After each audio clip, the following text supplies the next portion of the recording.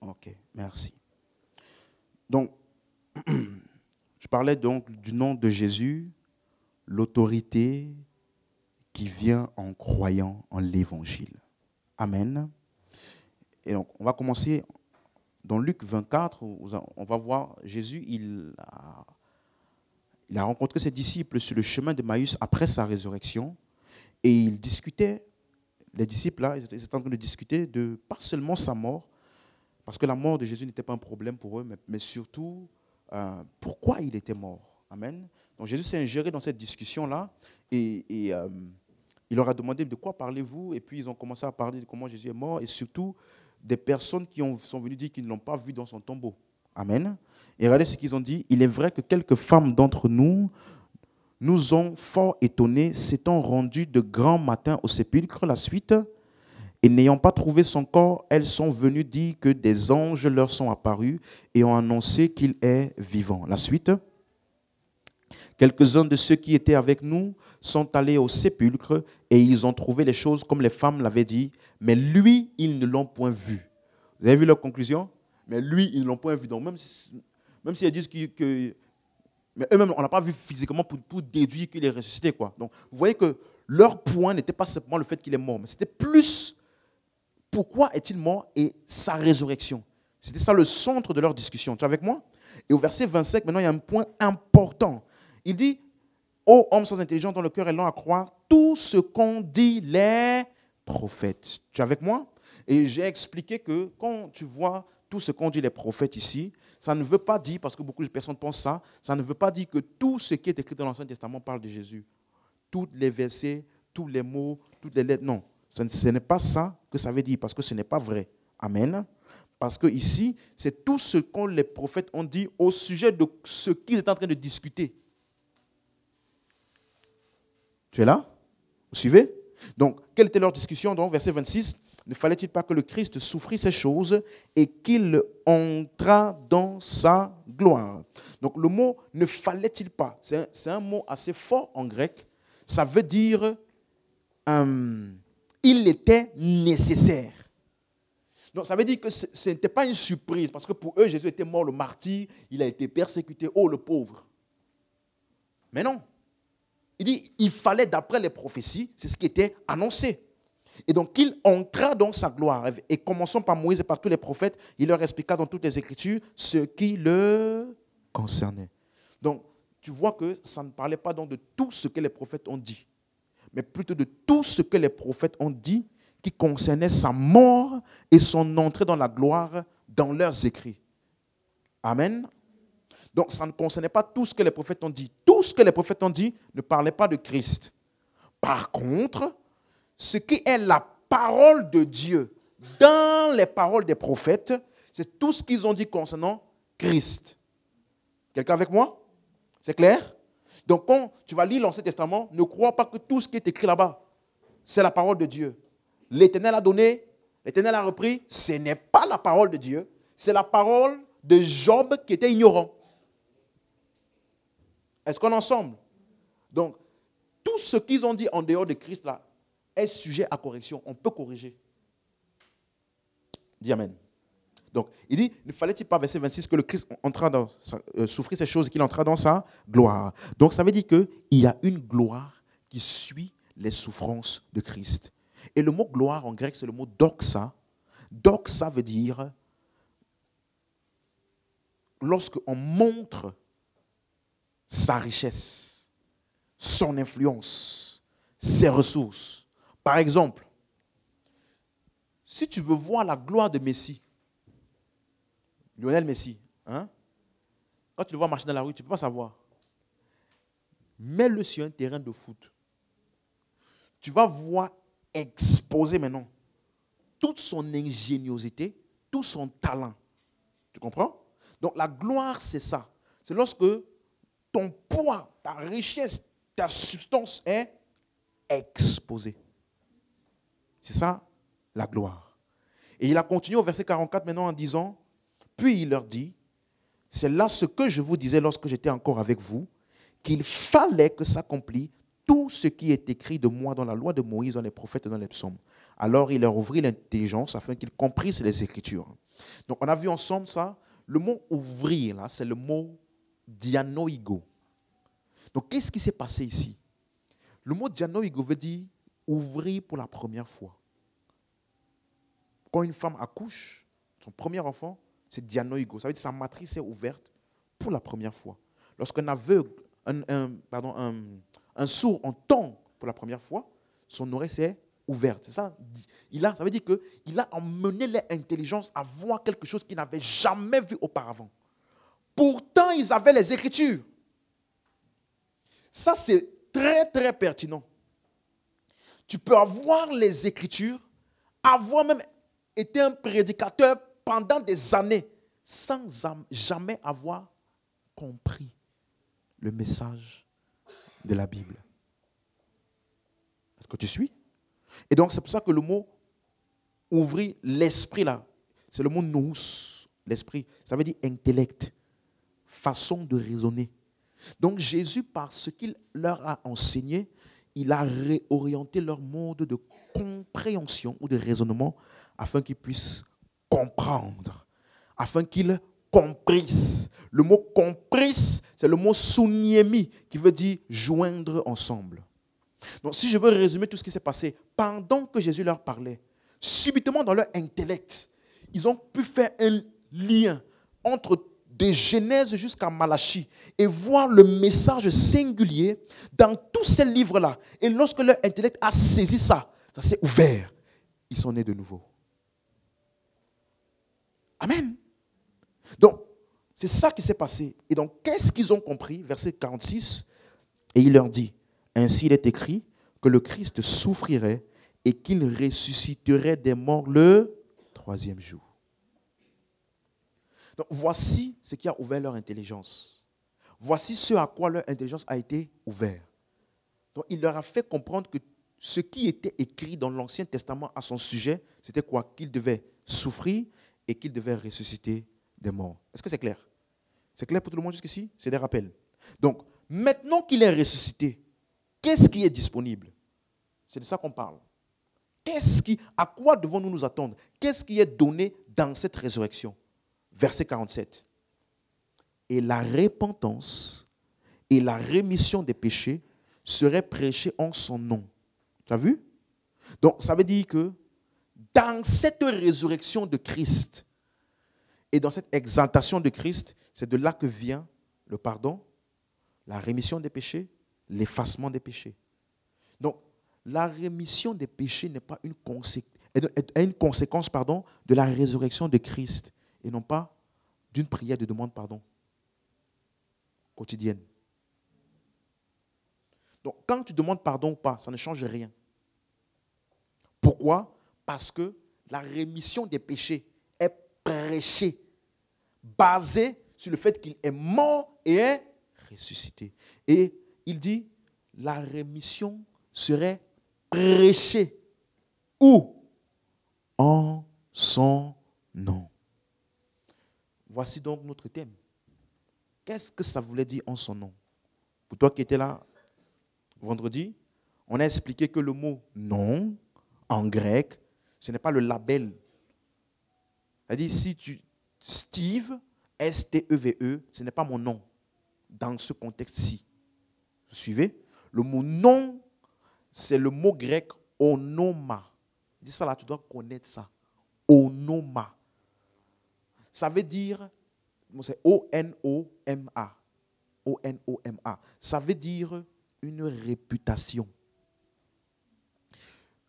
une renommée, un caractère, un office, un accomplissement. Ça veut dire, c'est une renommée, une réputation que tu as basée sur ce que tu as accompli. Quel est l'accomplissement pour lequel tu es réputé, tu es connu? Je t'ai donné l'exemple de, par exemple, Neil Armstrong. Qui est-il? Donc, son nom là, ce n'est pas juste Neil Armstrong. Parce qu'aux États-Unis, ou même ailleurs, il y a certainement d'autres Neil Armstrong. Mais pourquoi est-ce que lui, il est connu? Quel est ce nom, cette renommée-là? c'est quel est l'accomplissement qu'il a fait. Il a marché sur la lune. C'est ça son nom. C'est clair pour quelqu'un? C'est clair? Donc, quand on dit, Jésus dit en son nom là, ça ne veut pas dire J-E-S-U-S. Parce que je t'ai dit que Jésus ne connaît pas ça.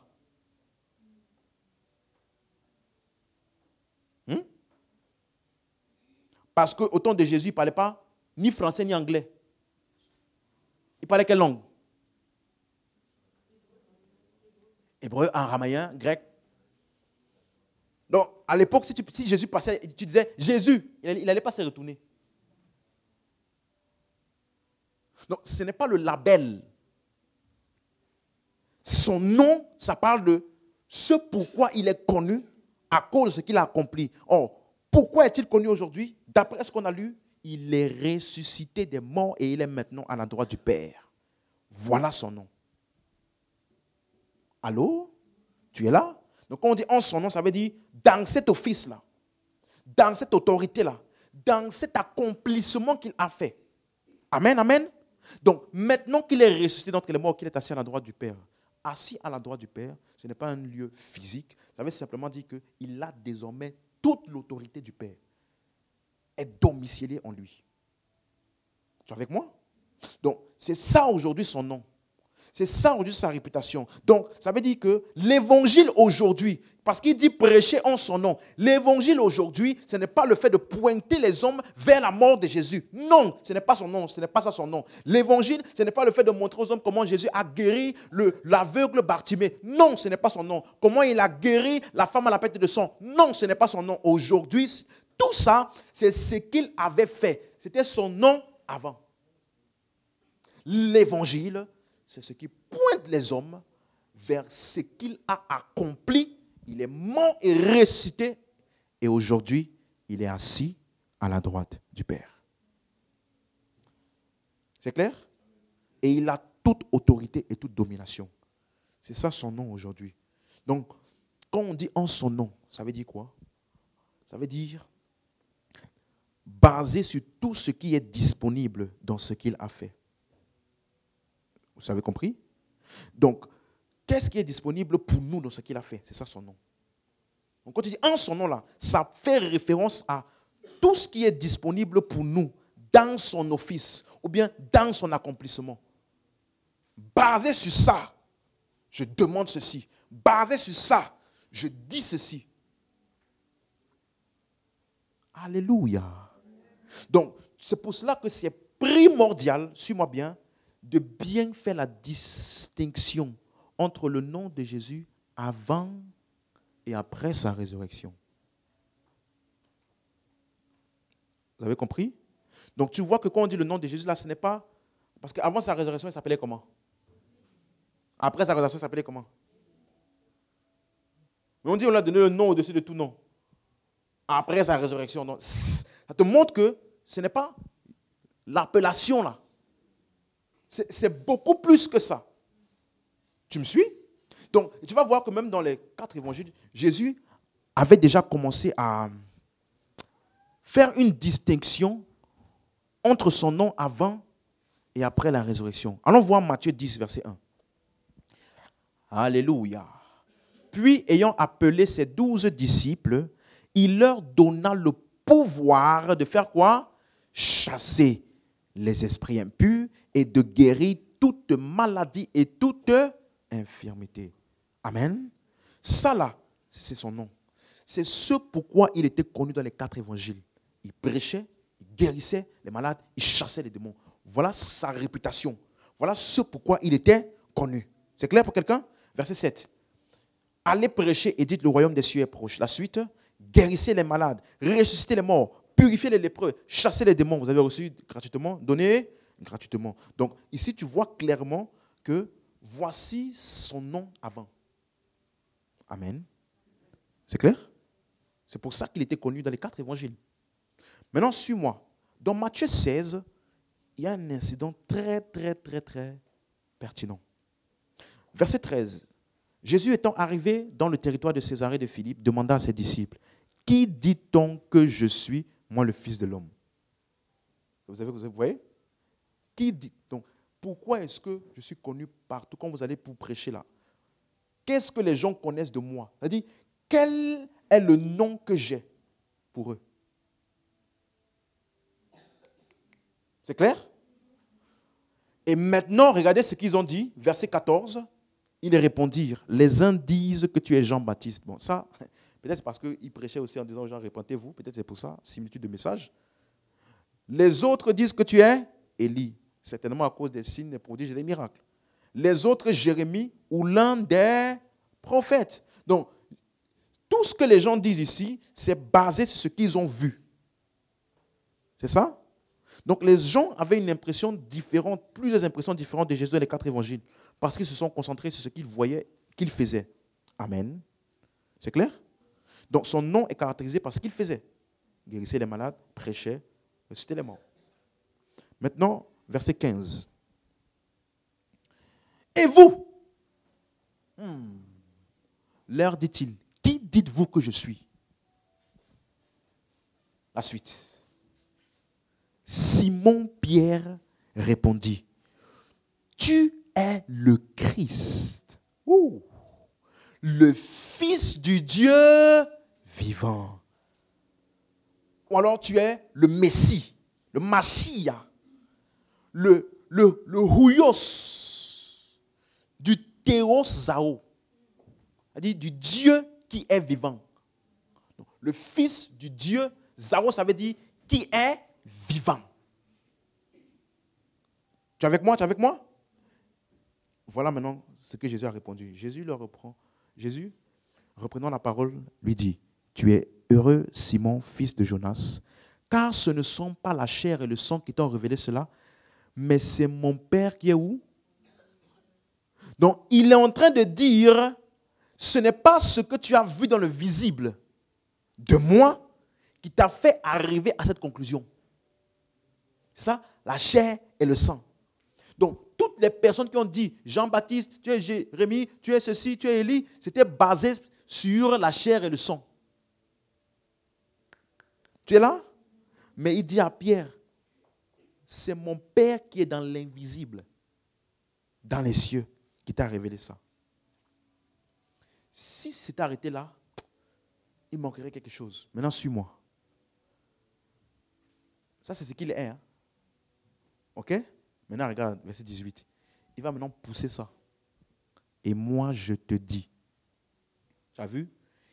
Et là, ça veut dire quoi? Il va ajouter quelque chose à la révélation que Pierre avait de lui. Hein? Il va ajouter. Donc, il dit maintenant, tu es Pierre, suis-moi. Et sur cette pierre, je bâtirai mon église. Aïe, aïe, aïe. Le mot bâtir, c'est le mot oikodomeo qui veut dire simplement établir quelque chose. Donc, ça ne parle pas sur moi. Ça ne parle pas de quelque chose de continuel. Les gens pensent que Jésus est en train de bâtir l'église. Non. C'est quelque chose qui est fait une fois. Et il va t'expliquer comment ça va se faire. Et que les portes du séjour des morts ne prévaudront point contre. Elle, là, n'est pas bien mis. Parce que quand il dit elle, tu vas penser qu'il parle de l'église. Les portes du séjour des morts ne prévaudront pas contre l'église. Non, ce n'est pas de ça qu'il parlait. Il parlait de son action de bâtir ou de construire l'église. Donc, ça veut dire qu'il était en train de dire que, en parlant des portes du séjour des morts, il parlait donc de sa mort et de sa descente dans le séjour des morts. Et que, par sa résurrection, qui est le fait qu'il a prévalu sur la mort, il a bâti l'église.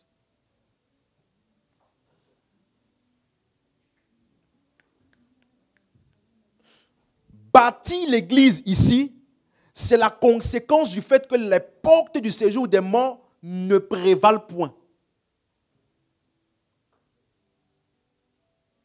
Allô? Or, quand est-il allé dans le séjour des morts? Après sa mort. Quand a-t-il prévalu du séjour des morts? Par sa résurrection. Donc, l'église a été bâtie par la résurrection de Christ. Et donc, par cette résurrection-là, qu'est-ce qui en découle? Verset 19. Donc, il ne peut pas avoir verset 19 si le verset 18 n'est pas accompli. Je te donnerai les clés du royaume des cieux. En d'autres termes, à ce moment-là, ça ne sera plus que moi seul. Jésus. Ça ne sera plus entre mes mains. Ce sera entre vos mains. Alléluia. Donc, est-ce que vous avez compris? Vous avez compris? Ou je dois réexpliquer? C'est clair? Donc, il a prévalu sur le séjour des morts par sa résurrection. Donc, il parlait au futur parce qu'il n'était pas encore mort. Je bâtirai, ça ne prévaudra point parce qu'au moment où il parlait là, il n'était pas encore mort. Donc, par sa résurrection, il a bâti l'Église. Et c'est dans cette Église-là, ou alors en Christ, qu'il y a l'autorité du royaume. C'est clair pour quelqu'un? Donc, ça veut dire que Pierre, au moment où Jésus parlait ici, n'avait pas encore accès à ça. C'est par sa résurrection qu'il a eu accès. Donc, ça veut dire que ce que nous connaissons comme étant le ciel, bon, aujourd'hui, ça doit être clair pour toi, hein, il annonçait que le ciel devait être avec nous.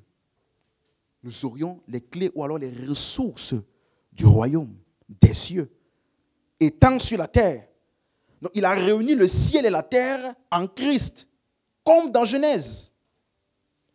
Parce que je t'ai dit dans la série précédente, quand tu vois ciel et terre ensemble, ça parle de l'homme.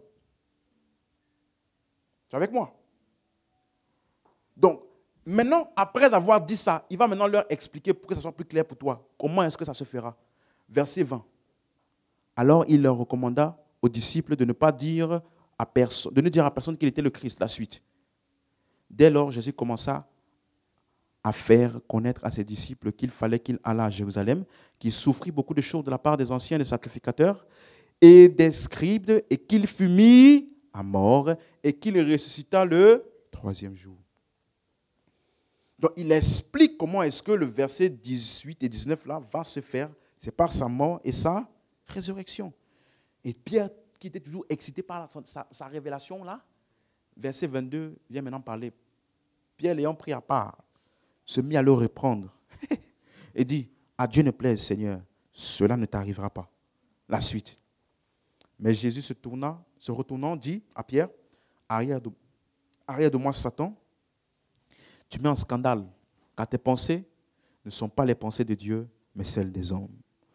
Donc, dans tout ce récit qu'on a vu ici, est-ce que tu vois clairement que Jésus fait une distinction entre son nom avant et après? Il a dit à Pierre, c'est vrai, je suis le Fils de Dieu. Là, je suis le Fils de Dieu. Mais quand je vais être ressuscité et que j'aurai prévalu, j'aurai une église. Et ils auront la même autorité que moi. Ça veut dire que je ne serai plus le seul. Quelqu'un comprend ça? Donc en disant, je te donnerai les clés du royaume, quand il parle de sa résurrection, il montre clairement qu'il ne sera plus le seul fils. Donc, c'est ça son nom après. Donc, voyons voir la distinction là entre les deux. Donc, le nom de Jésus avant sa résurrection n'est pas le nom de Jésus après sa résurrection. Le nom de Jésus dans les 4 évangiles n'est pas le même qu'après sa résurrection. Est-ce que jusqu'ici c'est clair pour tout le monde? C'est clair? Regardons une prophétie. Donc, quand on dit son incarnation, on dit qu'il est le Fils de Dieu, il est le Fils unique. Pourquoi est-ce que, tu vas voir par exemple dans Matthieu 3, 17, ou bien dans Matthieu 17, verset 5, on dit, celui-ci est mon Fils bien-aimé en qui j'ai mis toute mon affection. Et quand il dit ça, c'est parce qu'il y avait une prophétie qui annonçait déjà son incarnation. Voyons voir Ésaïe 7, verset 14. Je vais te poser une question, j'aimerais que tu sois attentif. C'est pourquoi le Seigneur lui-même vous donnera un signe. Voici, la Vierge deviendra enceinte, elle enfantera un fils et elle lui donnera le nom de Emmanuel. Emmanuel en hébreu est composé de 2 mots, im et el. Im et el. Im là, ou el, ça veut dire Dieu. On dit El Shaddai, Elon, El, ceci. Ça veut dire Dieu. Im là, ça veut dire avec ou alors parmi nous. Donc, tu vas voir cette même expression, Emmanuel, là, dans Ésaïe 8, verset 8, tu peux lire chez toi. Mais quand on dit Dieu, donc, parmi nous, ça ne veut pas simplement dire que sa présence est là. Non. Ça veut vraiment dire identifié parmi les hommes. Ça veut dire que quand il arrivera un temps où quand on va compter tous les hommes qui ont vécu sur la terre, un de ces hommes-là sera Dieu. Donc, Dieu parmi nous. Donc, Dieu, il est devenu parmi les hommes. Quand tu vas voir tous les hommes là, parmi eux là, un d'eux c'est Dieu. Donc, ça parlait, cette prophétie parlait clairement de quoi? L'incarnation. Que Dieu devait devenir homme. Clair? Maintenant, il y a une autre prophétie. Ésaïe 9, verset 6. Car, Ésaïe 9, verset 6. Ouais, ta version là. Tu peux afficher la version verset 5. Je pense que dans cette version, c'est 5 et 6. Il y a des versions où c'est un peu... c'est 6 et 7, d'autres c'est 5 et 6. Voilà. Bon, regardez ce qu'il dit. Car l'enfant nous est né, le fils nous a été donné. Dans la version lui second, il dit, la domination reposera sur son épaule. Maintenant, suis-moi. On appellera son nom. On appellera quoi? Son nom. Quoi? Admirable, le conseiller, Dieu fort et puissant, le Père d'éternité et le Prince de paix. Tu as vu ça? Verset 6, pardon. Il n'y aura point de fin à l'accroissement de son empire ou de sa domination. Donc, ici, il parle de quelque chose qui est éternel, qui n'a pas de fin. Et à la prospérité sur le trône de David et sur son règne, pour l'affermir et l'établir en jugement et en justice, dès maintenant et à toujours. Donc, ici, ça annonce un règne éternel, un règne sans fin. Donc, ça ne peut pas parler de l'incarnation. Puisque, étant incarné, il est mort. Non, ce n'était pas éternel. Par contre, à sa résurrection, il règne pour toujours. Tu as compris? Donc, on dit, on appellera son nom. Le mot nom, là, c'est le mot hébreu Shem. Ça veut exactement dire la même chose qu'en grec. La renommée, la réputation. Et cette prophétie a créé un peu de confusion parce que il y a des personnes qui disent, basé sur ça, que Jésus est donc le Père. Parce que verset 5 ici, il est écrit, on l'appellera son nom quoi? Père d'éternité. C'est ce qu'on a lu. Tu peux nous afficher le verset 5? Oui, le verset qui est juste avant celui-ci. Donc, on appellera son nom l'admirable conseiller, le Dieu fort et puissant, le Père d'éternité. Donc ça peut amener à confusion. Parce que éternité veut dire ce qui est perpétuel et sans fin. Mais le mot Père n'a pas le sens ici de quelqu'un qui donne naissance à un autre. Ça a plutôt le sens ici de quelqu'un qui fonde quelque chose, quelqu'un qui est comme le précurseur de quelque chose, la première personne dans quelque chose. Et ça parle donc du fait que Jésus est le premier à ressusciter éternellement. Donc ce n'est pas dans le sens où il a donné naissance à, mais il est le fondateur, le précurseur. En fait, ça parle de sa résurrection. Et si je peux employer le langage que nous connaissons aujourd'hui, c'est ce qu'on a appelé le prototokos. Le premier-né. Donc tous les autres sont à l'image. Quelqu'un comprend? C'est clair pour quelqu'un? Donc c'est pour cela qu'il a appelé Père ou alors géniteur éternel. Et donc, pourquoi? Parce qu'il n'est pas destiné à donner la vie éternelle tant qu'il n'est pas ressuscité. C'est pour ça que ça parle de sa résurrection. Quelqu'un comprend? Il n'est pas destiné, il n'est pas prêt à être éternel tant qu'il n'est pas ressuscité. Donc, est-ce que je peux dire que Ésaïe 7 parle de l'incarnation et Ésaïe 9 parle de la résurrection? Ésaïe 7, la Vierge enfantera, on l'appellera Emmanuel, c'est-à-dire Dieu parmi les hommes. Mais dans Ésaïe 9, on dit le royaume, l'autorité reposera sur lui et son règne n'aura pas de fin. Là, ce n'est pas l'incarnation, c'est la résurrection. C'est clair? Amen?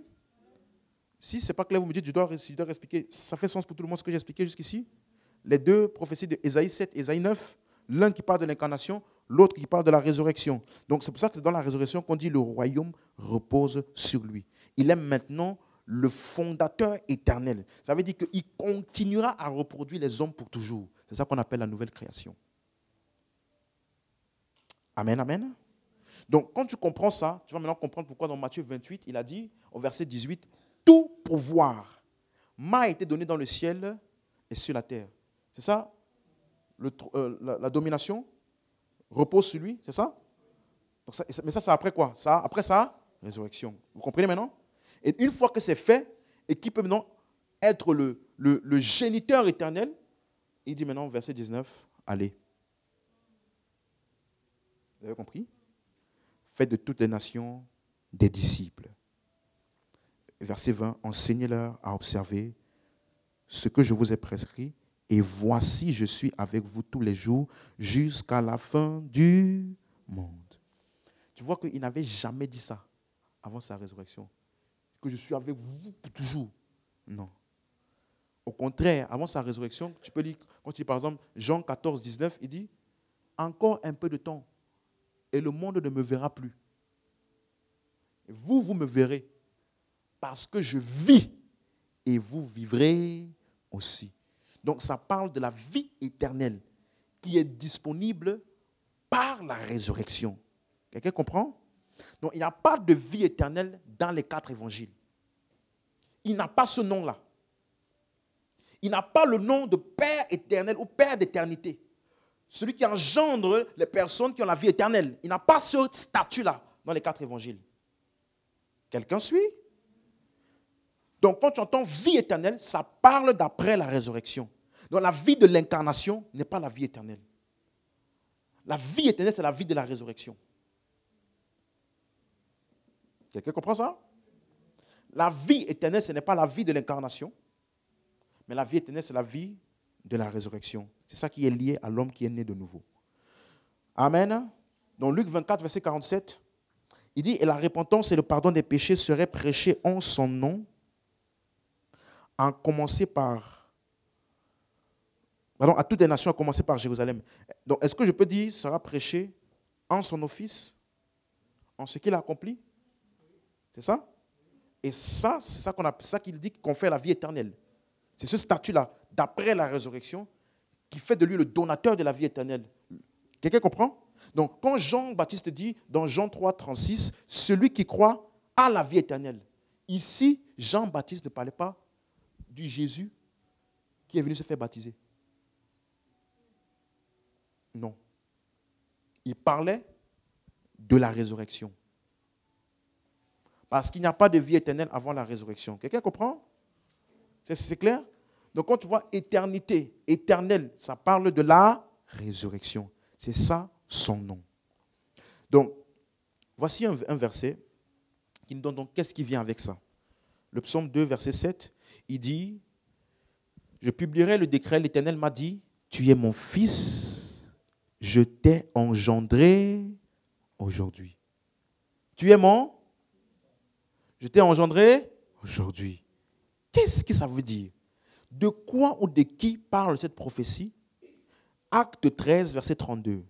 « Et nous vous annonçons cette bonne nouvelle que la promesse faite à nos pères, Dieu l'a accomplie pour nous, leurs enfants. » Comment?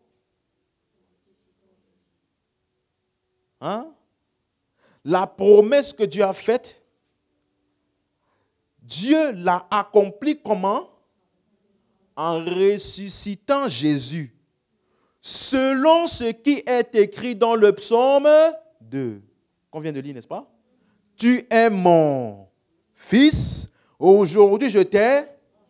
Donc, ça veut dire que le psaume 2 parlait pas de l'incarnation, pas de Jésus incarné, mais plutôt du ressuscité. Verset 34. Et qu'il les ressuscité des morts de telle sorte qu'il ne retournera pas à la corruption. C'est cela qu'il a déclaré en disant, je vous donnerai les grâces saintes promises à David, ces grâces qui sont assurées. Donc, ça veut dire que c'est par sa résurrection qu'il a été engendré en tant que fils, dont on parle ici. Donc, la résurrection de Jésus est une naissance. Donc, il faut te poser la question. Quand on dit il est fils de Dieu. Il faut que tu te demandes, lequel?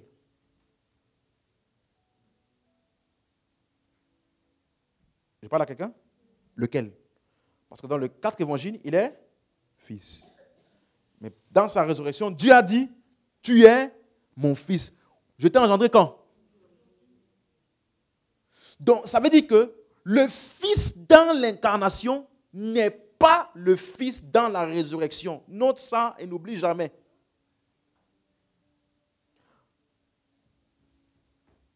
Alléluia. Donc le fils dans l'incarnation là n'est pas celui auquel nous sommes identifiés. Et ce n'est pas dans ce nom-là que nous fonctionnons, parce que ce nom-là était restreint à Israël. N'allez pas prêcher vers les païens, ni les samaritains. N'allez prêcher que vers les brebis perdues de la maison d'Israël. Donc si c'est sur lui là que tu te bases, tu dois devenir juif. Quelqu'un me suit? Donc dis avec moi, le fils dans l'incarnation n'est pas le fils dans la résurrection. Est-ce que c'est clair? D'accord. Donc, avançons un peu plus. On va comprendre donc dans la résurrection qui est-il. Hébreux 1, verset 4. Devenu d'autant plus supérieur aux anges qu'il a hérité d'un nom plus excellent que le leur.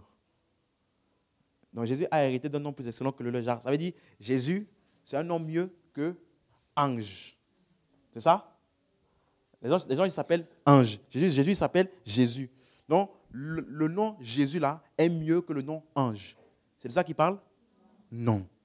Le nom parle de quoi? Le fils, réputation. Donc, quand est-ce qu'il a hérité ce nom? Verset 3. Vers la fin, il dit, quand il a fait quoi? La purification des péchés.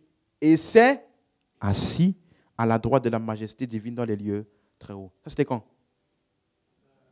Après sa résurrection et son ascension. Donc, ça parle de la résurrection aussi. Donc, le nom là qui est au-dessus des anges là, c'est, dans ce cadre ici, ça parle de sa résurrection. C'est ça, son office et sa réputation après la résurrection. Et le verset 5, donc, quelle est cette réputation là? Verset 4, pardon.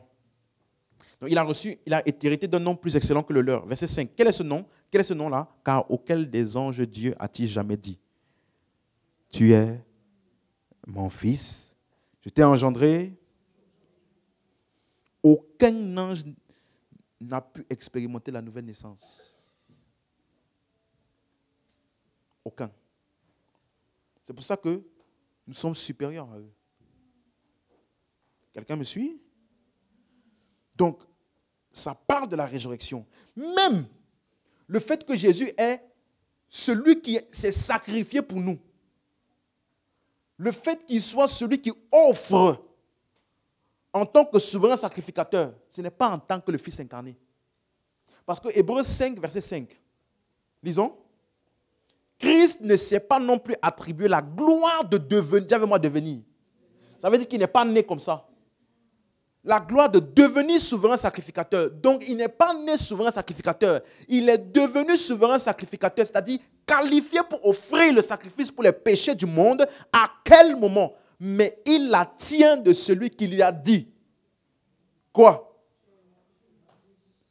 Donc, tu vois que cette simple phrase dans l'Ancien Testament-là a beaucoup d'implications pour nous. Tu es mon fils, aujourd'hui je t'ai engendré. Donc, par sa résurrection, il est devenu souverain sacrificateur. Voilà pourquoi c'est après sa résurrection qu'il est allé dans le tabernacle céleste, dont vous connaissez ce que ça veut dire. Hein? Et il a offert le sang qui nous a préparés. Alléluia. Donc même sa sacrificature est dans sa résurrection. Donc ce que tu vas lire dans les 4 évangiles, si tu as bien suivi, est-ce la prophétie de Ésaïe 7 ou la prophétie de Ésaïe 9? Hein? Tout le monde dit 7? C'est parce que c'est l'incarnation. Donc c'est pour ça que dans les 4 évangiles, tu vas voir, il a appelé le Fils unique. Dieu avec nous. Jean 1, 14. Et la parole a été faite chair. Et elle a habité parmi nous, pleine de grâce et de vérité. Et nous avons contemplé sa gloire comme la gloire du Fils unique. Ça, c'est les 4 évangiles. son incarnation. Verset 18. Personne n'a jamais vu Dieu, si ce n'est le Fils unique qui est dans le sein du Père. Jean 3, 16. Car Dieu a tant aimé le monde qu'il a donné son Fils unique. 1 Jean 4, verset 9. L'amour de Dieu a été manifesté envers nous en ce que Dieu a envoyé son Fils unique. Donc, Fils unique, ça parle de quoi? L'incarnation. Mais la résurrection, là, qu'est-ce qui s'est passé? On a lu dans Ésaïe 9, verset 7, la domination repose sur son épaule et on l'appellera Père d'éternité. Ça veut dire, désormais, tout ce qu'il a engendré est éternel. Il est le fondateur de ce qui est éternel. Quelqu'un comprend? Donc, tout ce qui émerge de la résurrection de Jésus est éternel. Je vais répéter ça. Tout ce qui émerge de la résurrection de Jésus est éternel. Donc, tu n'es pas riche à cause de Jésus parce que tu peux perdre ça.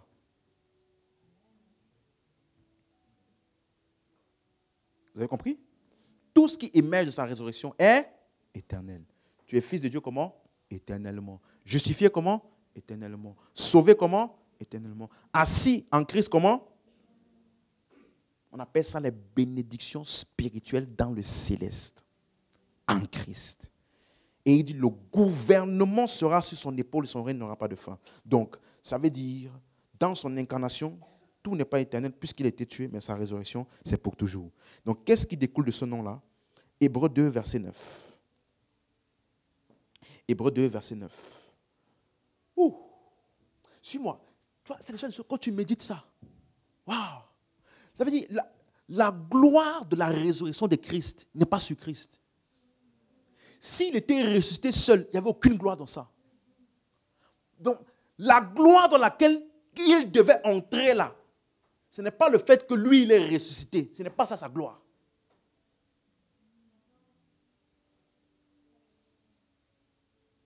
Tu me suis? Regarde. Celui qui a été abaissé pour un peu de temps au-dessus des anges, Jésus, nous le voyons couronné de gloire et d'honneur à cause de la mort qu'il a soufferte, afin que par la grâce de Dieu, il souffrit la mort pour tous. Suis bien. Verset 2. Verset 1, pardon, 10. Il convenait en effet que celui pour qui et par qui sont toutes choses et qui voulait faire quoi? Plus fort. Il voulait faire quoi? Qui? Donc, l'entrée dans la gloire là, de Christ là, en fait, c'est qui?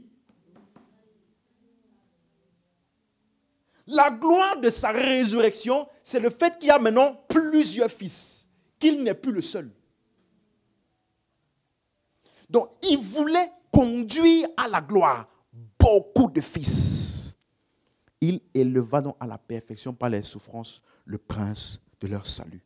Donc, si tu as bien suivi, quand le Père a dit, tu es mon fils, aujourd'hui je t'ai engendré.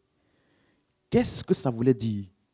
Que Jésus est devenu le premier-né en raison de l'endroit d'où il est venu. Parce que, en tant qu'incarné, toi et moi, on ne peut pas venir de là-bas. Dans son incarnation, il est venu d'où? De Dieu. Il était Dieu. Donc, pour avoir incarnation là, il faut que d'abord tu sois Dieu. Et qu'ensuite tu deviennes homme. Ça là, toi et moi, on ne peut pas. Par contre, dans sa résurrection, d'où est-ce qu'il est venu? De la mort. Et la Bible dit, nous qui étions morts, par nos offenses et nos péchés, il nous a rendus à la vie avec Christ. Ce n'est pas la grâce que vous êtes sauvés. Donc, ça veut dire que sa gloire, c'est le fait que, ce n'est pas le fait qu'il a été rendu à la vie. C'est le fait que nous avons été rendus à la vie avec lui. La gloire qui devait s'en suivre. Donc, suis-moi. Ça veut dire que, quand on dit donc le royaume est sur lui, ça parle de beaucoup de fils qui vont maintenant opérer en lui, comme lui, basé sur cet accomplissement-là. Tu es avec moi? Qu'est-ce que ça implique? Verset 11. Car celui qui sanctifie, ça parle de qui? Christ. Et ceux qui sont sanctifiés, ça parle de qui? Sont tous issus d'un seul. Désormais, nous avons le même Père. Désormais, nous sommes issus du même lieu. Nous avons la même structure. Son accomplissement est devenu notre accomplissement.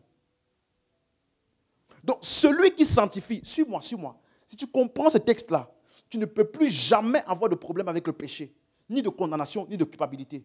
Parce qu'il te dit que celui qui sanctifie et ceux qui sont sanctifiés là, tu ne sais plus les dissocier. Tu ne sais plus les dissocier. Donc, si tu pries, oh, pauvre pécheur, tu es en train de dire que Jésus est un pauvre pécheur. Parce que toi et lui, vous êtes issus d'un seul. Donc, il n'y a plus de distinction. Alléluia. Et il dit maintenant, c'est pourquoi. En anglais, il dit, c'est pour cette raison-là. Quelle raison? Sa résurrection, n'est-ce pas? Donc, il dit, parce qu'il est revenu d'entre les morts. Parce qu'il était enseveli dans le péché et qu'il est revenu à la vie. À cause de ça, il n'a pas honte de les appeler frères. Il dit, on est tous issus du même. Le même ADN, les mêmes habilités, la même ressemblance. Tu n'as plus besoin de me chercher. Prends-lui là. Tu vas voir exactement les mêmes attributs en moi qu'en lui. Il n'a pas honte de nous appeler frères. À cause du fait qu'il est revenu entre les morts et qu'il est vivant pour toujours, qu'il était devenu péché et qu'il est maintenant ressuscité à une vie incorruptible, qu'il était mort et qu'il est maintenant ressuscité pour toujours, à cause de ça, il n'a pas honte de nous appeler frères. C'est pour ça que ce mot frère avait dit adelphos, sorti du même sein en grec. Sorti du même sein. On n'est pas sorti du même sein avec lui dans l'incarnation. Donc tous les gens qui te disent que tu existais avant et puis tu es venu sur la terre là, ils t'ont blagué. Parce que si tu existais avant, tu es venu sur la terre, tu as été incarné. Donc il n'y a pas qu'un seul fils unique. Tu n'existais nulle part ailleurs. Mais Dieu te connaissait. Quelqu'un dit, ah non, hein, avant que tu ne naisses, je t'ai connu. Oui, je t'ai connu, il n'a pas dit que tu existais. Je peux te connaître avant que tu n'existes. Je me rappelle avant que ma femme ne soit enceinte du premier. Elle aimait déjà. Oh, quand il va venir, il sera comme ça. On va faire ci, on va faire ça. Est-ce que ça veut dire qu'il existait? Mais elle le connaissait.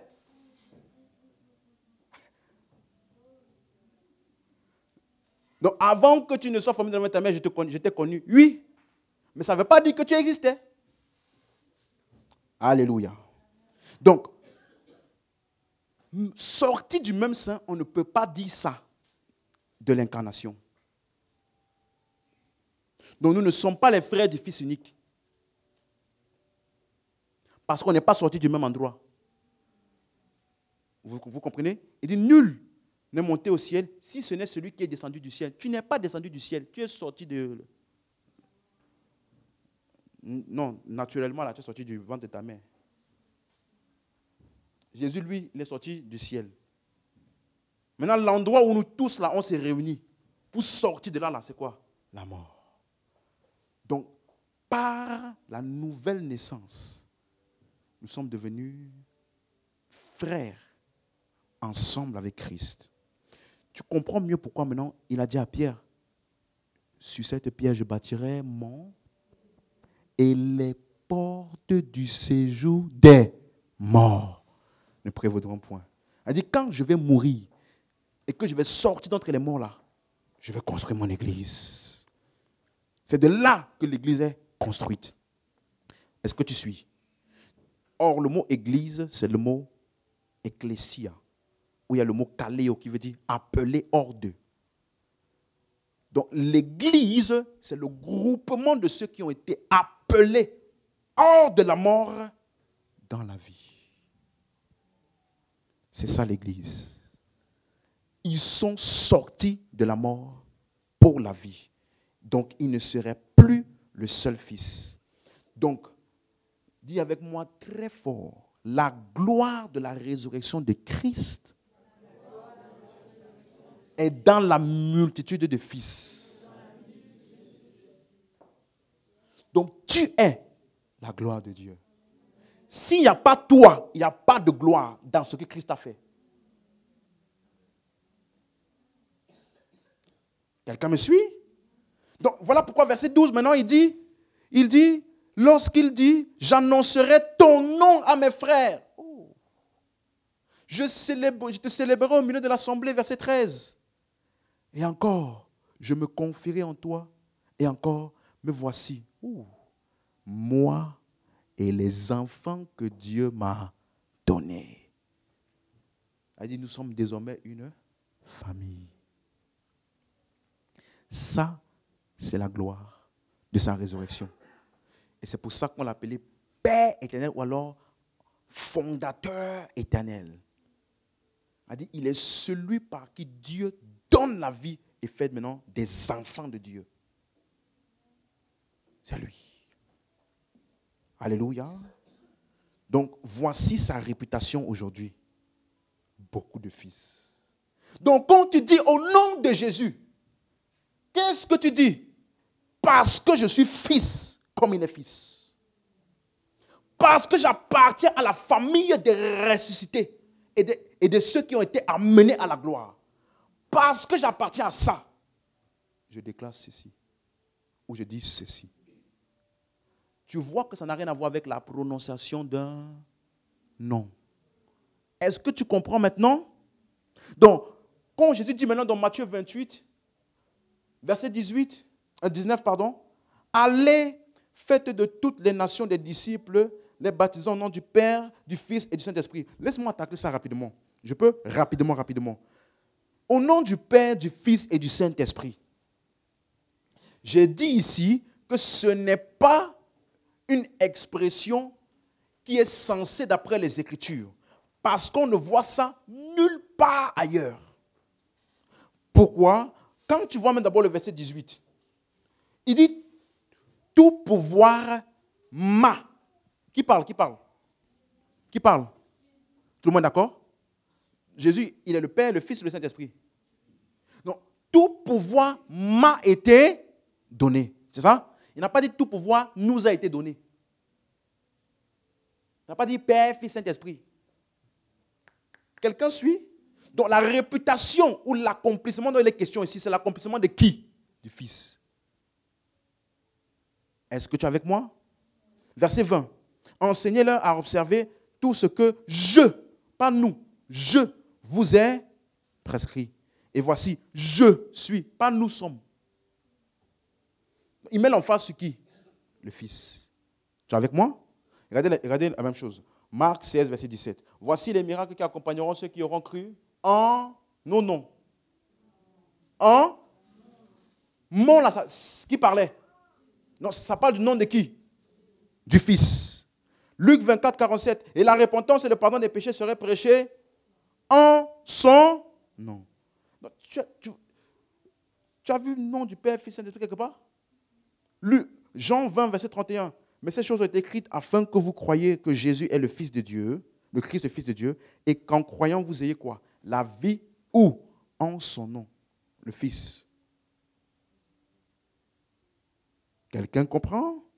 Donc, dans tous les livres de Actes, là, vous ne verrez nulle part l'expression, le nom du Père, du Fils et du Saint-Esprit.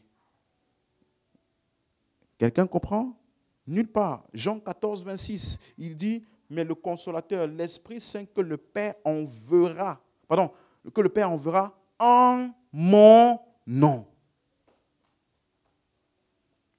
Il n'a pas dit au nom du Père. Le nom, ça parle de qui? Du Fils. Jean 15, 26, il témoignera de moi. Jean 14, verset 12, en vérité, je le dis, celui qui croit en moi fera les œuvres que je fais et il en fera de plus grandes parce que je m'en vais au Père. La suite, et tout ce que vous demanderez en... Vous savez tout ce que vous demanderez au nom du Père, du Fils et du Saint-Esprit? Quelqu'un comprend maintenant? Ou alors, verset 14, si vous demandez quelque chose en mon nom, je le ferai. Qui parle? Jésus. Jean 16, 23, en ce jour-là, Vous ne m'interrogerez plus sur rien. En vérité, je vous le dis, ce que vous demanderez au Père, il vous le donnera en mon nom. Et jusqu'à présent, vous n'avez rien demandé en mon nom. Jusqu'ici, c'est clair? Aucune mention de nom du Père, du Fils et du Saint-Esprit. Quand on va dans Actes des Apôtres, Acte 2, verset 21, quiconque invoquera le nom du Seigneur sera... Tu as lu ça? Donc, le nom du Seigneur, là, c'est qui? Ça parle de qui? Verset 32. C'est ce Jésus que Dieu a ressuscité. Nous en sommes témoins. Donc, il commence à expliquer Jésus et sa résurrection. Tu as lu? La suite. Élevé par la droite de Dieu, il a reçu du Père le Saint-Esprit qui avait été promis. Il a répondu, comme le voyez entendu, verset 34. Car David n'est point monté au ciel, mais il dit lui-même, le Seigneur a dit à mon Seigneur, assieds-toi à ma droite jusqu'à ce que je fasse de tes ennemis ton marchepied. Maintenant, verset 36, lisons tous. Que toute la maison d'Israël sache avec certitude que Dieu a fait et Christ, ce Jésus que vous avez. Donc quand il dit quiconque invoquera le nom du Seigneur, il parle de qui? Comprenez? Ce Jésus qui a été crucifié, ressuscité et élevé à la droite du Père. C'est de lui qu'on parle. C'est de ce nom, ou c'est de cet accomplissement. Donc, ça ne parle pas du nom du Père, du Fils et du Saint-Esprit, ça n'a aucun sens. Acte 3, verset 14. Il dit, vous avez régné le saint et le juste et vous avez demandé qu'on vous accordât la grâce d'un meurtrier. La suite. Vous avez fait mourir le prince de vie que Dieu a ressuscité des morts. Nous en sommes témoins. Après avoir parlé de la résurrection, qu'est-ce qu'il dit maintenant? Verset 16. C'est par la foi Donc, quel est l'accomplissement dont il parlait en parlant de son nom? Le verset juste avant. Ce que Dieu a ressuscité des morts. Nous en sommes témoins. Il dit c'est la foi en ce nom-là, en cet office et cet accomplissement-là, que son nom a raffermi celui que vous voyez et que vous connaissez. Donc, il a guéri cet homme boiteux en se basant sur son acquis de la résurrection. Donc toi aussi, tu peux guérir des boiteux en te basant sur les acquis de la résurrection de Christ. Tu n'as pas besoin de te demander est-ce que j'ai fait bien, est-ce que j'ai péché, est-ce que. Non, tu es ressuscité ensemble avec lui. Cet accomplissement est un accomplissement, donc tu peux fonctionner dans ce nom. Et cet accomplissement-là a la capacité de raffermir des pieds. C'est ce qu'il dit ici. Son nom a raffermi celui que vous voyez. Donc, la résurrection de Jésus a une puissance de guérison. Toujours opérationnelle. Ce n'est pas ta performance qui fait ça. Amen. Acte 4, verset 12. Il n'y a de salut en aucun autre. Car il n'y a sous le ciel aucun autre nom qui a été donné parmi les hommes par lequel nous devions être sauvés. Si le nom ici c'était Jésus, mais il y a beaucoup de Jésus sur la terre. N'est-ce pas? Il y a beaucoup de gens qui s'appellent Jésus sur la terre. Comment est-ce qu'il dit qu'il n'y a qu'un seul nom qui a été donné parmi les hommes? Vous voyez? C'est plus que le label. Il n'y a aucun autre accomplissement sur la terre qui pourvoit le salut que la résurrection de Jésus. Aucun autre. Alléluia. Donc, quel est ce nom-là? Verset 30. En étendant ta main, pour qu'il se fasse des guérisons, des miracles, des prodiges, par le nom de ton saint serviteur, Jésus. Par le nom du Père, du Fils et du Saint-Esprit. Est-ce que c'est clair jusqu'ici? Donc, 4 évangiles, on a lu. Les actes des apôtres, on a lu. Nulle part, on ne voit le nom du Père, du Fils et du Saint-Esprit. Pourquoi? Parce que c'est le Fils qui est ressuscité. Pas le Père, ni l'Esprit. Donc, c'est le nom du Fils. Alléluia. Regardez, Romains 1, verset 1. Paul, serviteur de Jésus-Christ, appelé à être apôtre, mis à part pour annoncer l'évangile de Dieu qui avait été promis auparavant de la part de Dieu par ses prophètes dans les Saintes Écritures et qui concerne son Fils. Dis avec moi son Fils. Donc le premier Fils ici, ça parle de qui? Né de la postérité de David, selon la chair. Incarnation ou résurrection? Verset 4. Déclaré Fils de Dieu. Hein? Fils né selon la chair. Déclaré Fils de Dieu. Avec puissance selon l'Esprit de sainteté. Par quoi? Sa résurrection d'entre les morts. Donc le Fils des 4 évangiles n'est pas le Fils après la résurrection. Donc si toi tu fonctionnes en disant Jésus, et puis tu penses à celui qui guérissait les malades dans les 4 évangiles là, tu es très limité. Très limité. Amen. C'est clair pour quelqu'un jusqu'ici? Donc, quand il parle de déclarer Fils de Dieu, maintenant, on passe à la résurrection. Verset 5, c'est là qu'il mentionne maintenant, par qui nous avons reçu la grâce et l'apostolat pour amener en son nom. Quel nom? Résurrection. Vous avez compris maintenant? À chaque fois, le nom est lié à l'accomplissement de sa résurrection et tout ce qui en découle. C'est ça, son nom, son office, sa réputation. Donc, tu vois que ça ne fait donc aucun sens, si tu comprends ça, de dire au nom du Père, du Fils et du Saint-Esprit. Ça voudrait dire en la résurrection du Fils, en la résurrection du Père, en la résurrection du Fils, en la résurrection du Saint-Esprit. Qui est ressuscité entre les trois là? Qui est ressuscité? Non, il n'y a qu'un seul nom. Amen. Donc, Romains 10, verset 13. Quiconque invoquera le nom du Seigneur sera sauvé. Et tu vois, quand tu vois ce genre d'expression, invoquer le nom, ça ne veut pas dire quiconque va crier Jésus quand il est à côté d'un accident. Quand la voiture est Hé Jésus! Ah, il est invoqué, ça va, c'est bon, il est sauvé. C'est ça? Si c'était ça là, même les démons, ils ont dit Jésus, on connaît. Non, les démons ont prononcé Jésus, donc ils sont sauvés. Vous suivez? Le nom parle de son office, son accomplissement, sa réputation. Donc, tu peux prononcer Jésus même 1 million de fois, mais tu n'as pas invoqué son nom. Tu as compris ce que je viens de dire? Tu peux prononcer Jésus 1 million de fois, mais tu n'as pas invoqué son nom. Parce que son nom, ce n'est pas la prononciation de Jésus. Le nom, c'est l'accomplissement de sa résurrection et ce qui en découle. Alléluia. Donc, quel est ce nom? Comment l'invoquer? Verset 6. Mais voici comment parle la justice qui vient de la foi. Ne dis pas en ton cœur qui montera au ciel. Ça en fait descendre le Christ, la suite. Ou qui descendra dans l'abîme, c'est en faire remonter le Christ d'entre les morts, la suite. Que dit-elle donc? La parole est près de toi, dans ta bouche, dans ton cœur. C'est la parole de foi que nous prêchons. Maintenant, suivez-moi bien. Verset 9. Si tu confesses de ta bouche, qui? Donc, quand il dit invoquer le nom, là, ça veut dire confesser, ou alors qui confessera de sa bouche. Mais ça veut dire quoi?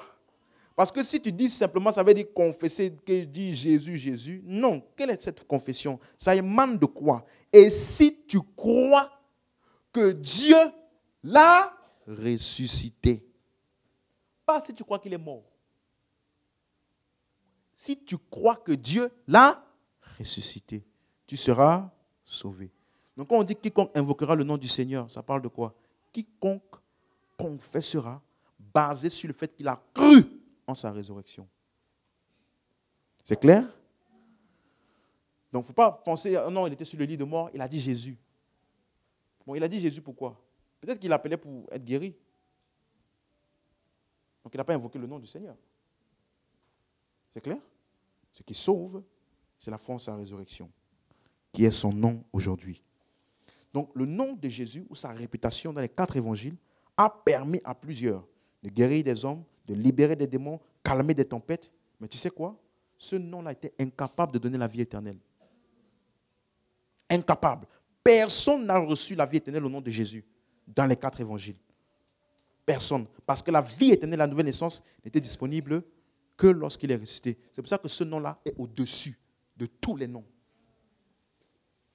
Y compris le nom de Jésus dans les 4 évangiles. Le nom de Jésus aujourd'hui est supérieur au nom de Jésus.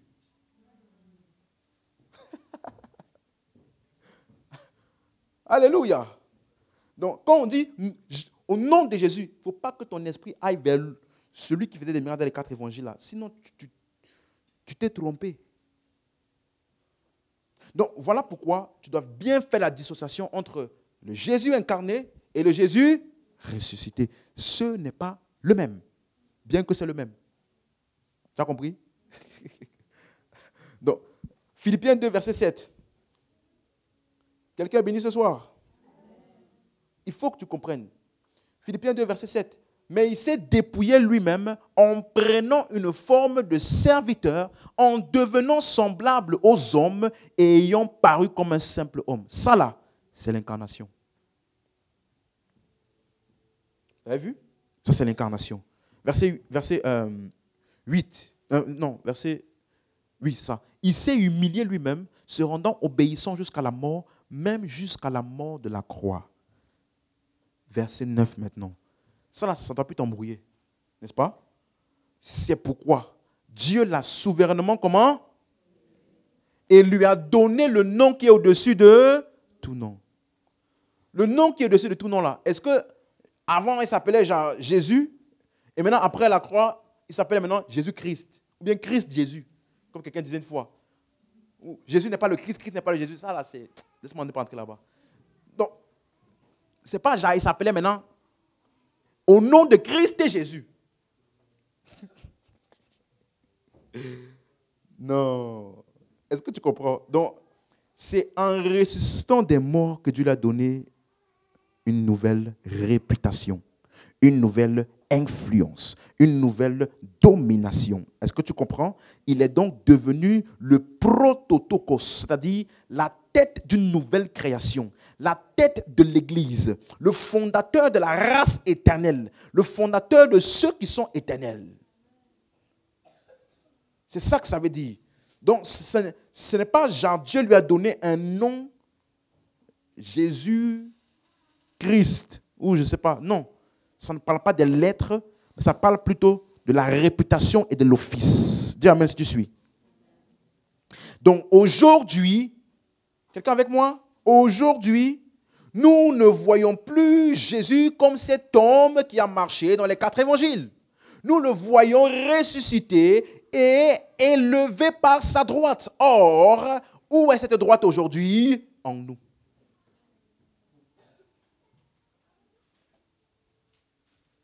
Tu es avec moi? Donc, il a une nouvelle réputation.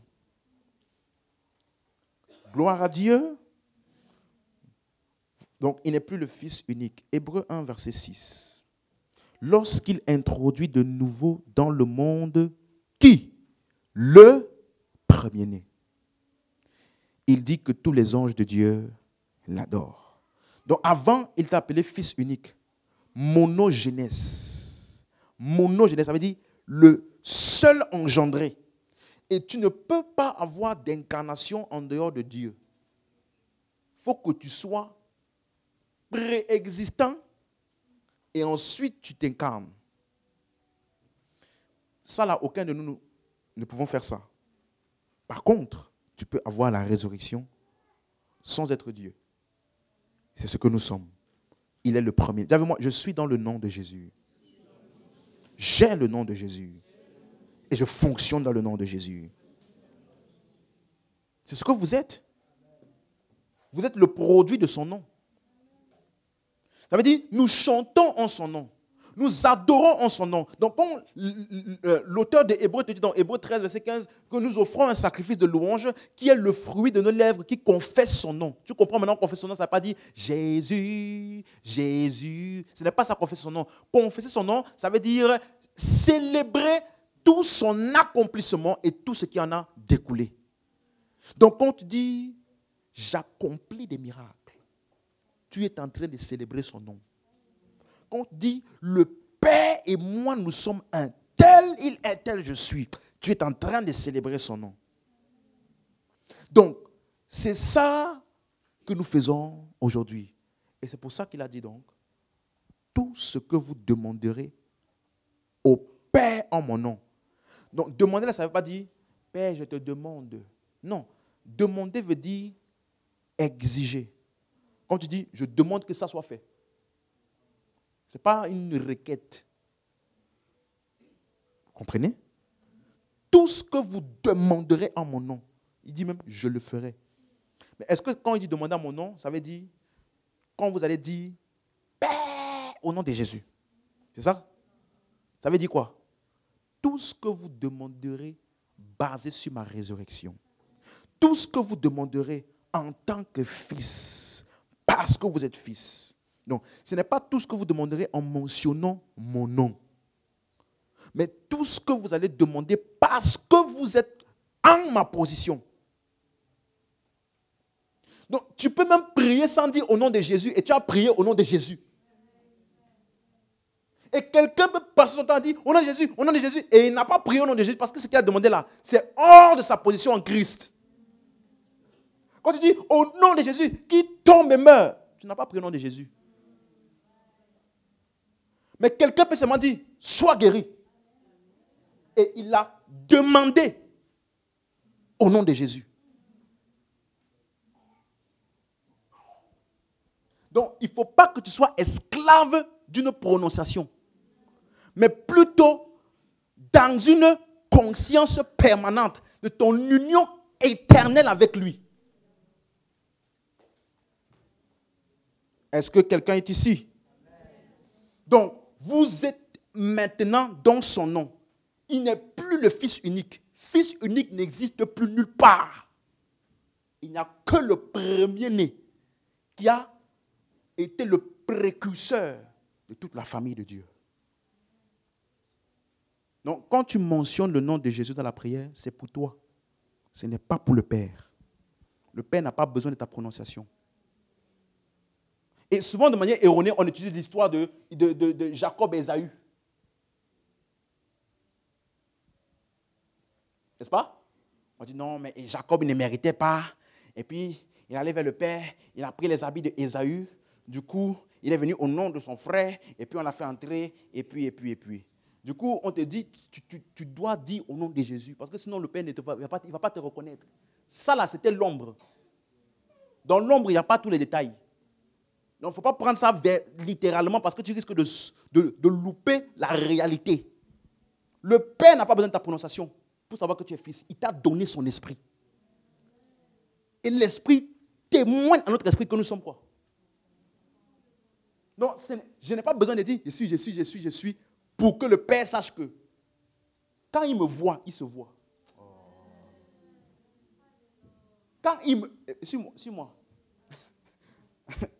Je me rappelle, désolé la soeur, je me rappelle, j'avais vu la soeur Amandine un jour, elle est entrée ici. J'ai dit, Seigneur, c'est elle ou c'est sa mère? Parce qu'elle avait mis même type de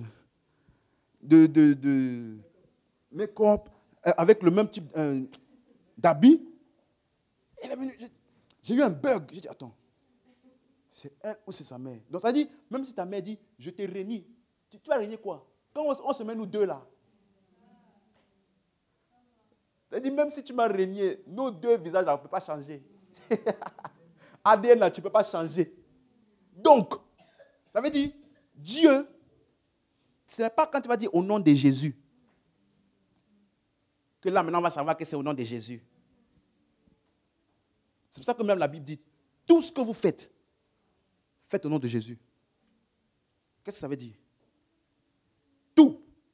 Elle dit, fonctionne régulièrement, constamment dans la conscience de ton union et de ton positionnement avec Christ.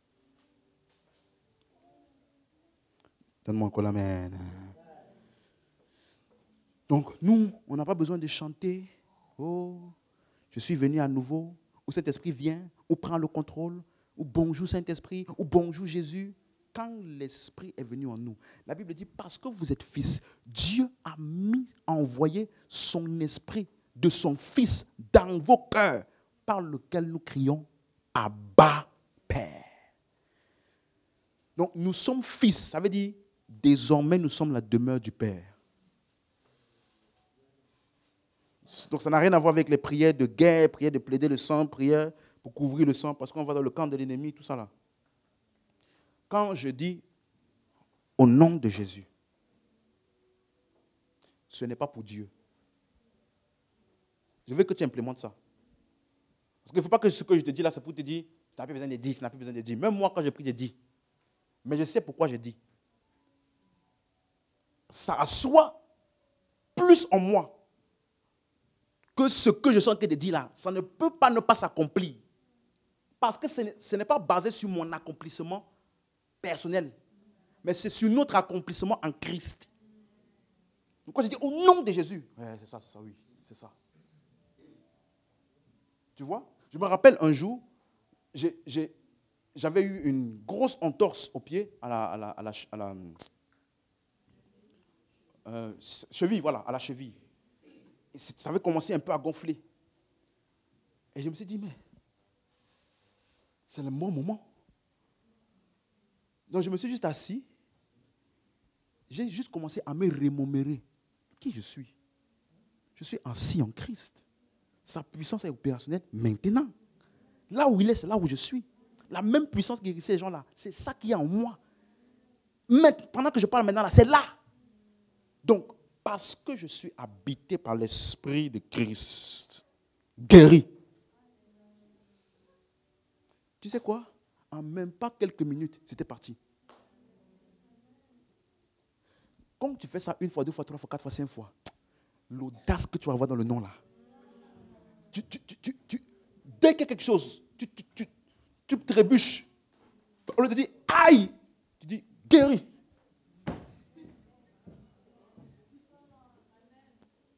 Parce que le temps que tu laisses là, de la douleur, ta tête va commencer à réfléchir plus à la douleur qu'à la conscience de ce que... Donc, mon premier réflexe est d'abord guéri.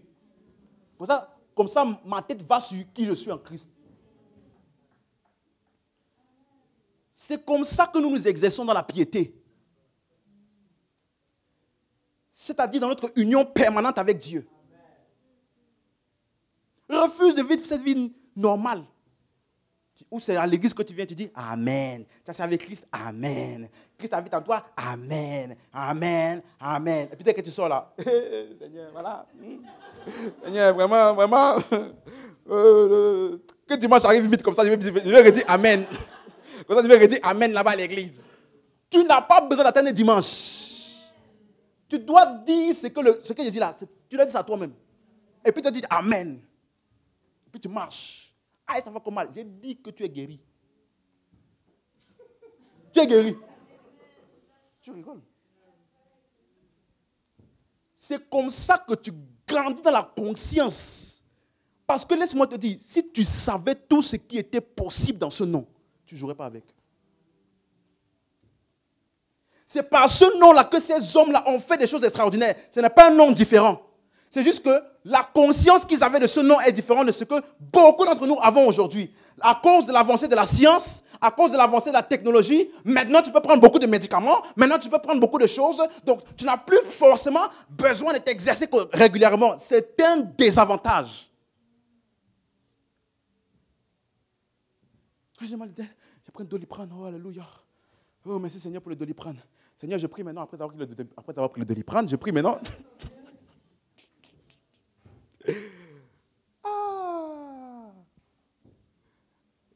Refuse la vie naturelle là.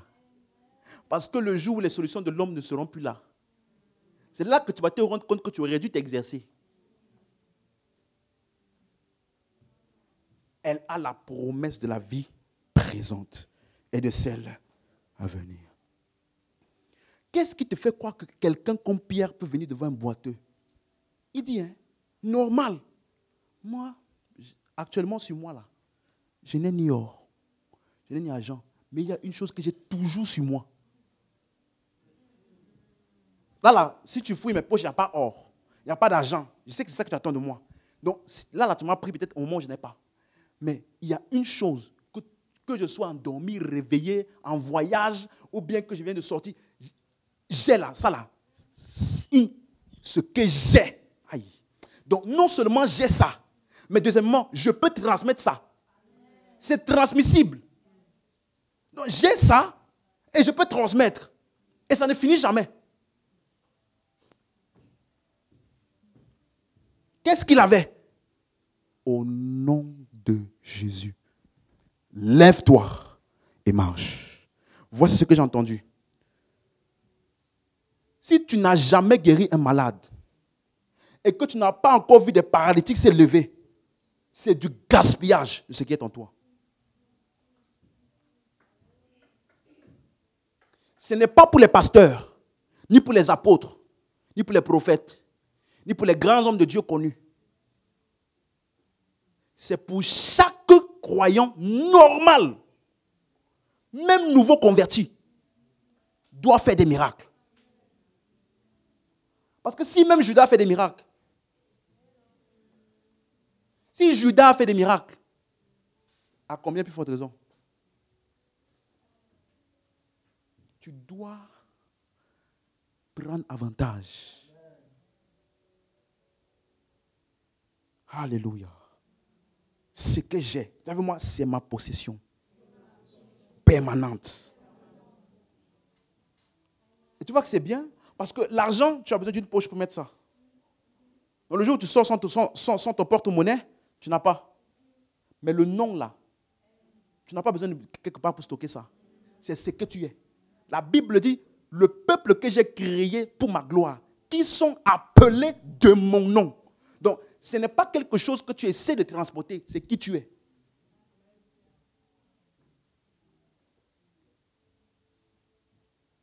On va approfondir ça par la suite. Donc, il est le premier-né. Romains 8, verset 29. Tu es là? Romains 8, 29. Ceux qu'il a connus d'avance, il les a aussi prédestinés, semblables à l'image de son Fils. Afin que son Fils fût quoi? Le premier-né entre plusieurs frères. Donc, c'est ça, le mot prédestiné, semblable. Le mot semblable, ce n'est pas un processus. Je désire être comme toi. Non, ça, ce n'est pas notre prière. On ne désire pas être comme lui. Tel il est, tel nous sommes. Il te dit, ce que Dieu a prédestiné, c'est que nous soyons à l'image, semblable à l'image de son Fils. C'est une fois pour toutes, c'est fait. C'est pour ça que ce mot-là est utilisé dans Philippiens 3, verset 21, qui parle de la résurrection du corps. Il dit qu'il transformera le corps de notre humiliation en le rendant comment? Semblable au corps de sa gloire par le pouvoir qu'il a d'assujettir toutes choses. Donc le corps mortel sera transformé en corps immortel. En une fois. Ce n'est pas un processus. Donc ce mot semblable là, c'est ce que nous sommes. C'est comme ça qu'il nous a façonnés en Christ. Donc nous sommes semblables à l'image du Fils. Voilà pourquoi il est le premier-né, le prototokos. Donc ça veut dire que nous sommes façonnés exactement comme lui, il est le premier-né. Donc le nom de Jésus, donc aujourd'hui, parle de notre union que nous avons avec Dieu dans son Fils, le premier-né. Pourquoi il est le premier-né? Ça veut dire que tout ce qu'il a, c'est ce que nous avons. Donc au nom de Jésus, aujourd'hui, ça veut dire par nos privilèges en Christ, par ce qui appartient à notre famille, par ce qui est disponible pour nous. La justice est disponible dans ce nom. La guérison est disponible dans ce nom. L'amour et le pardon des péchés sont disponibles dans ce nom. La puissance de Dieu est disponible dans ce nom. La domination sur Satan et tous ses acolytes et ses œuvres est disponible dans ce nom. Qu'est-ce que tu attends? Qu'est-ce que tu attends? Parce que ce nom parle de notre filiation en Christ, notre filiation de Dieu. Nous sommes tous fils de Dieu. Donc, quand il a dit, dans Matthieu 28, allez faire de toutes les nations des disciples. Et ensuite, enseignez leur à observer ce que je vous ai prescrit. Il dit maintenant, voici, je suis avec vous jusqu'à la fin du monde. Le mot voici, là, c'est un mot grec qui veut dire orao. Ça veut dire regardez. Gardez ça en vue.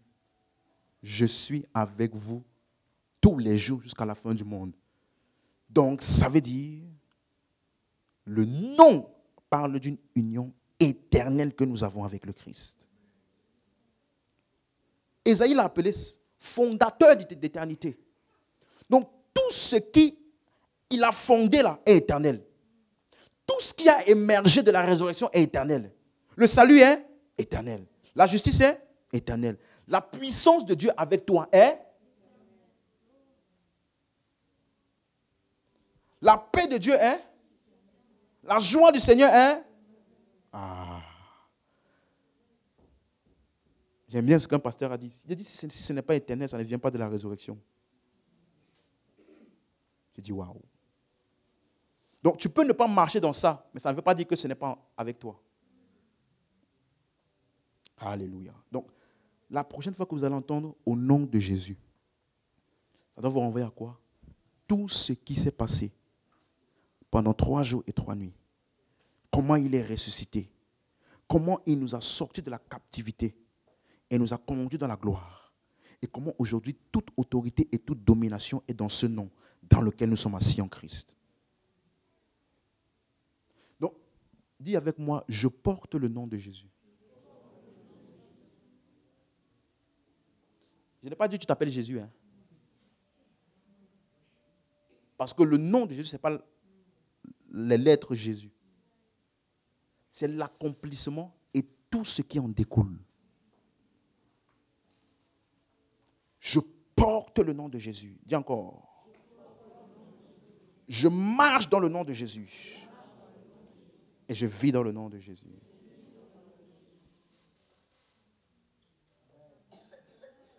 Est-ce que tu es conscient de ce que tu viens de dire?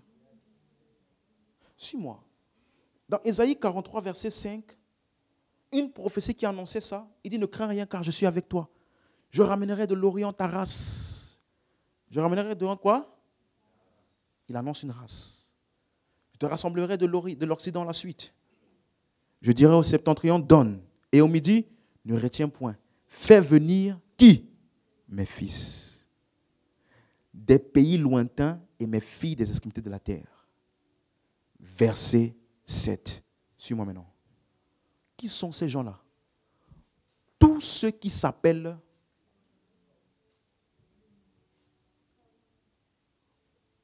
comment t'appelles-tu? De son nom. Qui sont-ils? Et que j'ai créé pour ma gloire. Et que j'ai formé et que j'ai fait. C'est-à-dire, ils ont été créés pour sa gloire. Tu comprends mieux maintenant quand Éphésiens 2:10 te dit, nous sommes son ouvrage, ayant été créés où? En Jésus-Christ, pour des bonnes œuvres qu'il a préparées d'avance. Et Paul y prie dans Éphésiens 3, verset 14, il dit, je fléchis les genoux devant le Père duquel dit son nom qui? Devant le Père duquel dit son nom qui? Tout est où? Et si tu appartiens à la famille de Dieu, laisse-moi te dire ça, tu es appelé du nom de Jésus. Ça veut dire que toute entité te connaît. Tu n'as pas besoin de dire, je suis Jésus, je suis en Jésus, on m'appelle de Jésus. Non. Je t'ai dit, les démons ont dit quoi? Jésus, on connaît. Paul, on connaît. Pourquoi? Ils sont tous dans la famille. Vous là, les 7 là, qui êtes-vous? On ne voit pas le nom. Il n'y a rien du nom qui est attaché à vous. Voilà pourquoi ils ont pu leur faire ce qu'ils ont fait. Donc, Paul n'avait pas besoin d'être là pour dire, hé, on a prononcé mon nom, je donne le nom de Jésus. Donc, tout a dit ça. Émis, ils connaissent. Marabout, là, il faut lui dire, dès qu'il va essayer de prononcer mon nom, il va voir la puissance de l'accomplissement là qui va le troubler. Vous comprenez maintenant pourquoi j'ai dit, tu ne peux rien faire? Tu ne peux rien faire. Prends mon nom, fais ce que tu veux. Ça ne peut rien faire.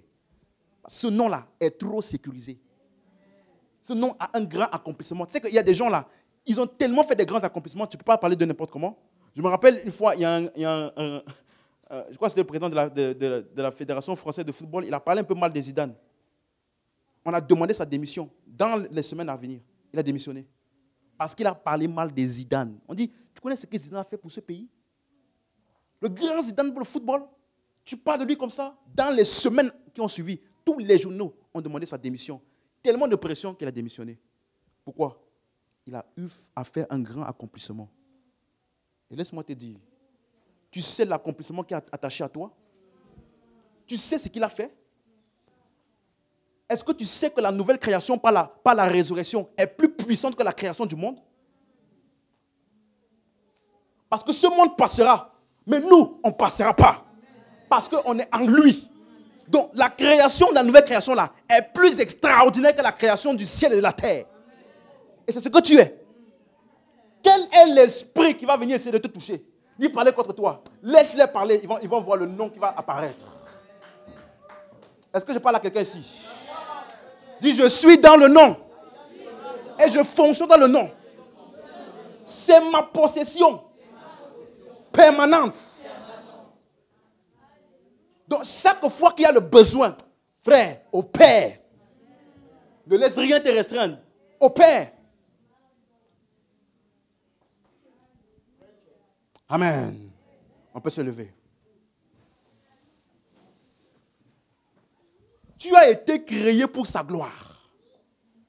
Donc tout de toi doit resplendir sa gloire. Et je t'ai dit le mot gloire là, ça veut dire doxa.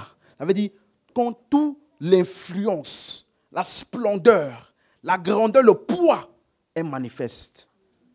Donc quand on te voit, on doit voir toute la splendeur de Dieu à travers toi. Amen. Hein? Élève la voix, commence à parler. Parle. Paragalabagadas.